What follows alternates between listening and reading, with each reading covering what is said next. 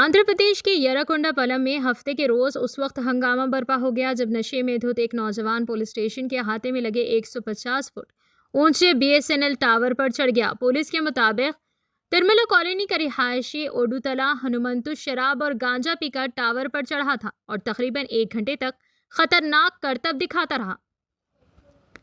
काफी देर समझाने और घर वालों की मदद से पुलिस ने उसे बहिफाजत नीचे उतार लिया। नशे की हालत में होने की वजह से उसे 108 एम्बुलेंस के जरिए सरकारी अस्पताल मुंतकिल किया गया। बाद में पुलिस ने उसे हिरासत में लेकर तफ्तीश शुरू कर दी। आइए नाज़रीन देखें यह रिपोर्ट। एम न्यूज़ को लाइक करें, शेयर करें और सब्सक्राइब करना ना भूलें।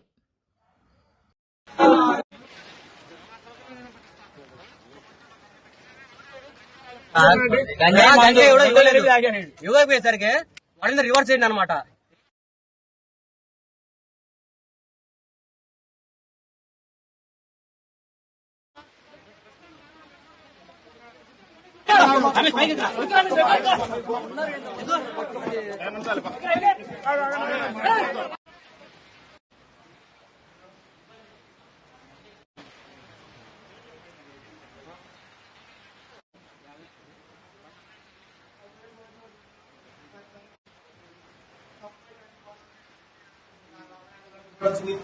పడింది కాదు 3 లక్షలు కాదు.